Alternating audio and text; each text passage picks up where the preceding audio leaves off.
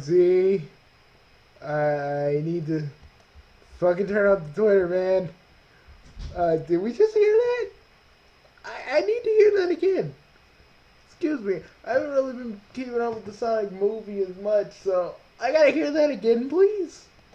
We know very little about the upcoming film, but what we do know is it's going to be live action and CGI, it's being made by Sony, and it's going to be more dark and edgy, with a lean towards a PG-13 rating. Now make what you will.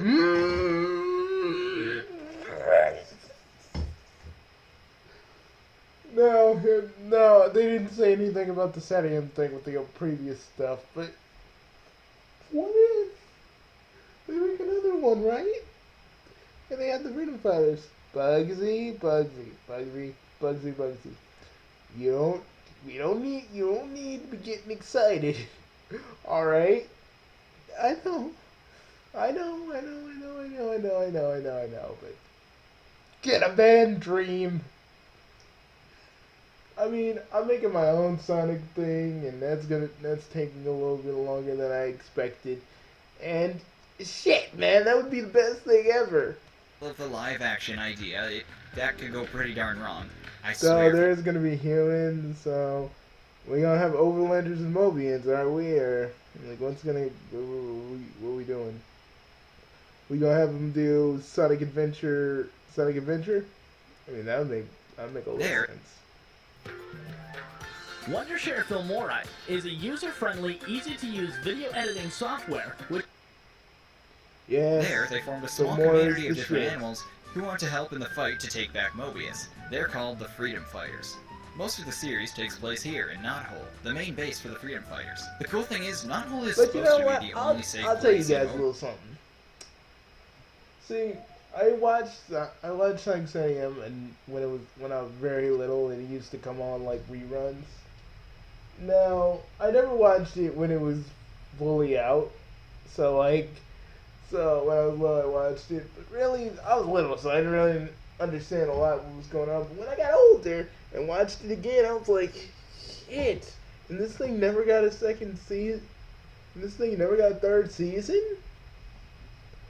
It's one of those shows that never really got a third season, and I think it would benefit from a third season.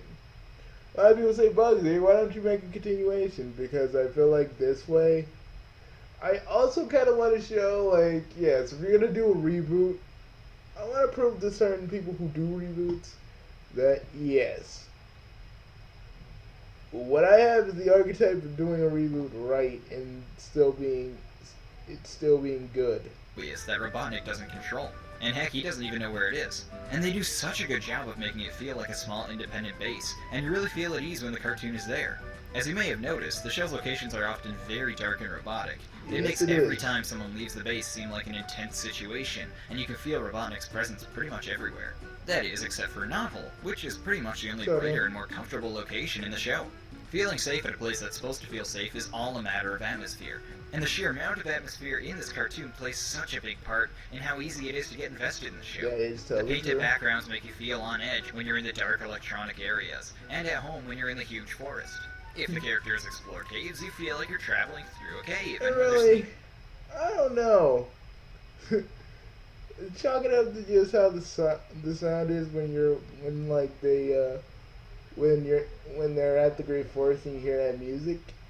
I don't know. It feels kind of homish, like it could be your home. You know what I mean? Not being weird or anything. Around Robotnik space, you really feel like that too. Honestly, of all the things that this show does right, the overall atmosphere is probably the biggest factor in getting invested, and is one of the first things that you notice in pretty much every episode. And I just love how Robotnik is so goddamn evil, and he just fucking enjoys every minute of every waking hour just being motherfucking evil. It's good. I mean, don't get me wrong, I love Eggman. Eggman has his moments of actually being kind of a threat, but yeah, like, he hasn't really been a threat since Sonic Adventure 2. And that was a long time ago. And let's be honest, it's not easy to get people interested in the life of a talking hedgehog who eats chili dogs.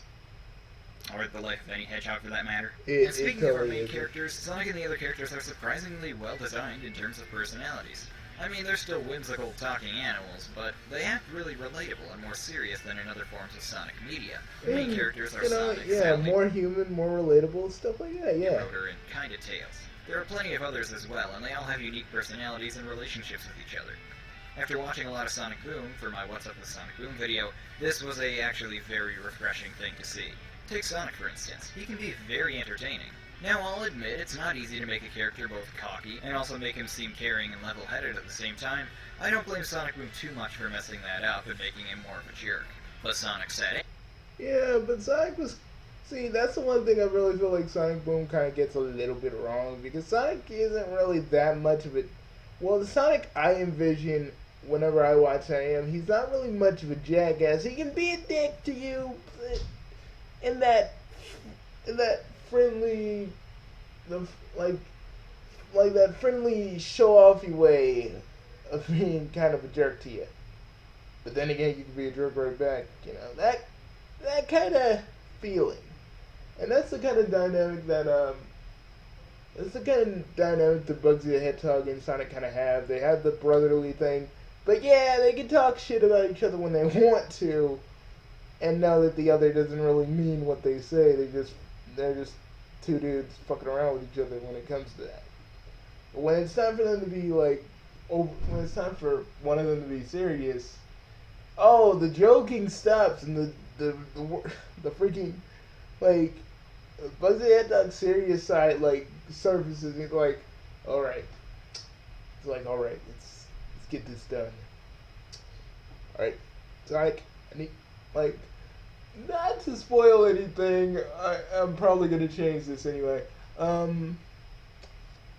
Sonic, you go to the main hall, right? Okay. Now I made this first. I need you to plug it into freaking Eggman's mainframe. I need you to do this now. Okay. Well, we're all getting the information.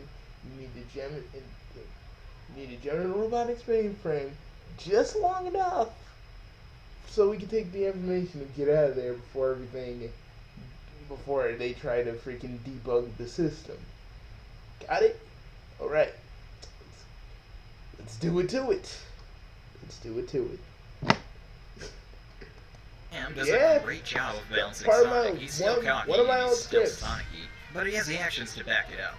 The problem with Sonic Boom is that Sonic acted so vain and cocky, yet he never did anything not only to justify his vanity, but he also acted vain at the expense of his friends. Instead of him, he brags about stuff that he should be able to brag about. He does a lot of incredible things and has a lot more ability than pretty much any other character in the show. He's always saving the day, so yes, not only does he have the right to be cocky, but he also knows when to stop and assess situations. Another thing that Boom forgot to do was show that Sonic is close to his friends. In Satam, you see him interact with the teammates, and you can clearly see his closeness and camaraderie with his friends. Whereas in Sonic Boom, they just pretty much tell you that the main crew are close, and it rarely shows it. This makes Sonic come off as a jerk in Sonic Boom, you kind of feel like they're, in Boom, you kind of feel like they're obligated to hang out with them because, it's Sonic Boom, you gotta have Sonic, Amy, Tails, and freaking Knuckles and Sticks together, they gotta be hanging out with each other. That's just how it is. But in Sam, you really do feel I do agree with Peter. You do feel that closeness. You do feel that closeness, the sense of camaraderie, and the fact that they're all working together to freaking combat a single goal and a common evil. I mean, a common enemy. God, I can't say words today. What the fuck is wrong with me? I think my favorite way of summing up Sonic's personality and how entertaining it can be is the ending to episode 11 here. You're the best, Sonic. I know. If that's not the best way to respond to that line, then, well, it is. Overall, the same goes for the rest of the characters in the show as well. Each character is unique and has a purpose, but I don't want to spend too much time looking at the characters, so we won't look at each one individually. So other than the characters, the feel, and the premise, what about the show was done right? Well, you may regret asking me that, because I'm going to go on a bit of a rant here. Go for it. Actually, I just asked myself. So this show has a lot of action, and the animation does a good job of keeping up with that theme. Since you have a show that's more serious and realistic, you want the movements and animation to have some real weight to it. Sonic feels fast, explosions feel powerful, and that's probably also partially because of the great sound effects and music. Robotnik is, for some reason, just always done really well in these Sonic shows. In the Adventures of Sonic the Hedgehog, he was a terrible villain, but his voice actor put so much effort and soul into it that he was one of the best things about the show. Yep. The same goes for Satam, but he's actually a really good villain, and does legitimately evil things, like turning Because living Jim creatures into dead meat Cummings. robots. I'm telling you, when Jim Cummings does a fucking evil voice, shit, it's good. I mean, even when he was Negaduck was fucking evil. I mean, you really felt every fucking evil word he said. Like, they were fucking knives being jutted at you. That is how awesome Jim Cummings was at voicing evil characters.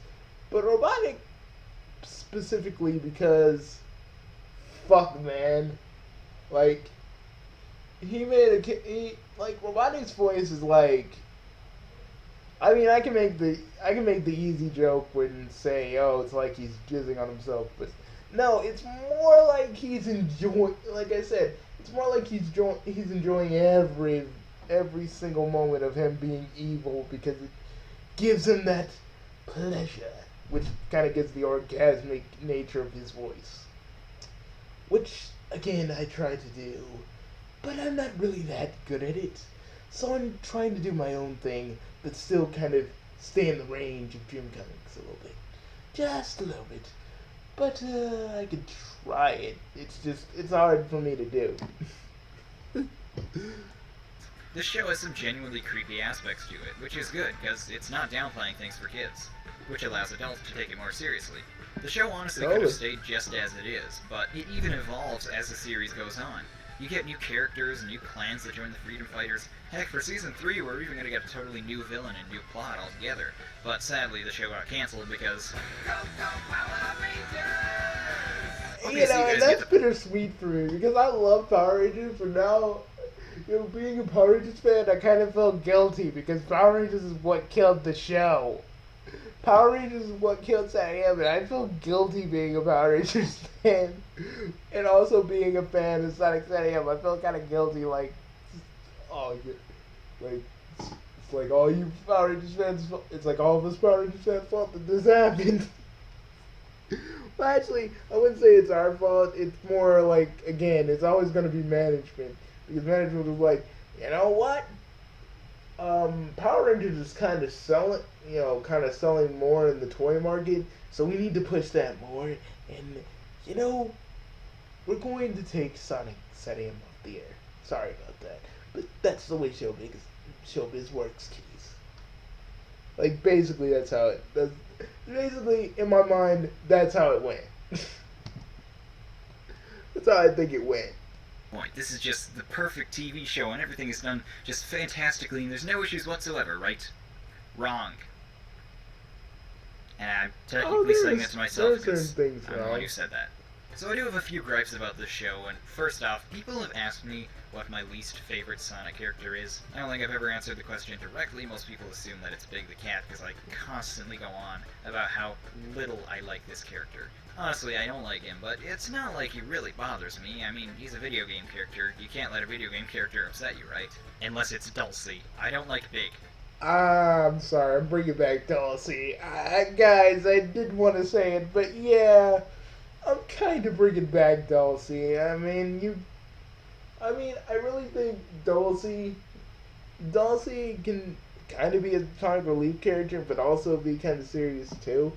And I've just been playing with that idea, but yeah, I'm sorry, I know most of you don't like Dulcie, some of you do, some of you don't. I don't want to tell you that it's not gonna happen, but it might, and I just want you all to know that. But I really don't care if he's there or not. I can ignore him. But Dulcie, this character here, that is a totally different story. But Dulcie, I'm actually gonna kind of introduce, because Dulcie's just kind of there. We never get fully introduced to her. She's just kind of there. I want to actually do an arc where we actually find a little bit more out about Dulcie's race of dragons. Why is she the only one? Is there more? Where are they at? You know, stuff like that. But I have some stuff planned for that, but I'm not gonna say because I don't want to spoil anything. And you know, this first season's not really gonna have a lot of the other characters from Archie for a lot of reasons. But I want to establish some of the characters we got for the first season. So that's why in my little casting call club video, I only got the characters I need for season 1, and then we're gonna just get into season 2 because Dulcie's thing, I've been thinking would probably be a season 2 episode, kind of a season 2 opener. I came in about halfway through the series, and for the life of me, I just cannot stand her. Something about her voice or the jokes that she's in it hurts. They use her as a transportation, even though she crashes in every single episode, and then she starts hallucinating about her mom telling her to clean her room, like every single time. How is that funny? I never got that joke. Now thankfully, she's not really a main character, so she doesn't get much screen time. My other issues with this show, I guess, aren't really issues, but just personal gripes. No matter how good the show is, it's still a kid's cartoon about talking animals, and there can be times when it can get pretty childish or silly. You'll still have occasional scenes where Sonic sings a song on his guitar, or you'll have a scene where everybody praises another character for saving the day and all the enthusiastic cheering can get pretty cringy. Those are aspects clearly aimed towards kids, and I guess as a kid's cartoon it should be allowed to do some of that. Honestly, besides those couple small nitpicks, this show is done shockingly well. One thing I keep mentioning about this show is how dark and serious it was, and the new Sonic movie is going to be as well. But honestly, Sonic Satam doesn't just lead an example for this upcoming film, but an example of how Sonic should have been doing things in Sonic Boom, The Adventures of Sonic the Hedgehog, and especially the new comedy style that Sonic games have had recently. Style and aim aside, this show had witty dialogue, an intriguing story, fresh scenario that just wasn't the same as Sonic. The thing is, I don't know why they won't go for this tone. I know a lot of people go like, Sonic shouldn't be dark and serious. But I'm like... I mean, not like how they tried to do Shadow the Hedgehog in Sonic Adventure 2, which I do love Sonic Adventure 2. But I feel like this would have worked even better than Sonic Adventures 2. Sonic Adventure 2 trying to be a little dark. I feel like this fits a lot more. And I feel like maybe this is what Sonic Adventure 1 should have been. And I'm not trying to be like, oh, I hate Sonic Adventure 1, it should have been like this. But no, I just really think maybe if Chris Sin wasn't like, no, let's not use the Freedom Fighters, I really feel like we would have taken a different, Sonic would have taken a different turn. I don't know whether that could have been for the better or for the worse. It's not like you can look in alternate universes where we actually do have this Freedom Fighters in certain Sonic games, but I really feel like this could have worked. But, you know, it's not what Sega wanted.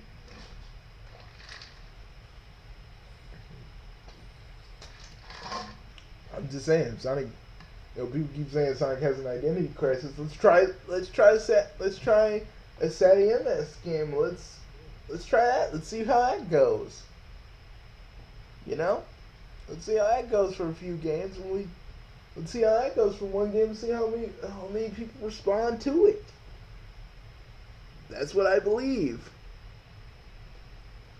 You know, that's what I believe. I know a lot of you Sonic haters don't really care what I have to say about Sonic. I'm just another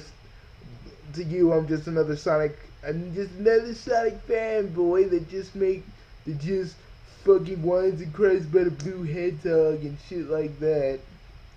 You know, and personally, if you're watching this video and just wanting to type me that, fuck you. I don't make these videos to please you Sonic haters and give you fuel, because I can literally give two fucks of what you Sonic haters actually goddamn fucking think, because I don't really give two shits. Again, don't give two shits. But for everybody else that want to listen to my opinion, I just really feel like this could be the way that they're gonna go. I really feel like this should be the way that they should go, or at least test it out before they I mean, again, let's not make it overly edgy like fucking Shadow the Hedgehog, but let's try something like this, which is something in the middle, something that can be dark and creepy, but something that has hope in it. My friend Zachary is working on his little MMO game project called Mobius, and that's gonna be dark and gritty. That's gonna be dark and gritty, but I think I'm gonna have a little fun in it. I don't know what he keeps saying it's gonna be an MMO project. You know, I've been having freaking ideas for Sonic MMO for the longest time, having all the other Sonic continuities and whatnot. Because I really think a Sonic MMO might work. I'm just saying. I mean, it'd be great to test the waters. I mean, we all sunk our money into Sonic Runners. Let's try something else. But you know, that's just how I feel about it. Sonic Satam again is the most awesome cartoon to watch, especially when you're in that Sonic mood. You don't feel like watching Boom. You don't feel like watching Adventures of Sonic the Hedgehog. You don't feel like watching Sonic Underground. Sonic Underground tried so hard to be like Satam. And I just realized, like, why didn't the higher ups say, like, you know, Ben and all the other, he talks to Ben Hurst and the other writers, you know, like, hey, just make Sonic Satam season 3 and actually show that Sonic actually has a brother and sister. Just let's see how that would work. You know, just something like that. I don't know. It's just I'm just an old Sonic fan that just right now is just making his own, just thinking out loud. Eggman, like we see so often, it took its audience seriously no matter what the age, and those things are what we're going to have to see for this upcoming film. In the end, it doesn't matter how it's going to be styled, whether it's going to be live action or CGI, because even if we learn that it's going to be a bright, colorful cartoon that teaches you the ABCs, well, that actually might be a lost cause. But pretty much no matter how they cook this upcoming movie, it can be something great. And we have this exciting cartoon, Sonic Satam, as a light at the end of the tunnel, as a reminder that this film could be the first step on getting the Sonic series back on track. Or getting another Sonic Satam going. Or it could be complete garbage. It doesn't matter. We have agents everywhere. No matter how good this movie could be, you'll never see a positive review of it on the internet because we'll just sabotage you. You know, this is what I want to do to most Sonic haters. Like, seriously, figure out, like, make a working Super Scope and just shoot some. And anyone else who tries to put it. Like, motherfucker, okay, you done? I'd have it set on stuff, be like, motherfucker, you done? You done? Oh, I didn't set it on stun. I set it on excruciating painful.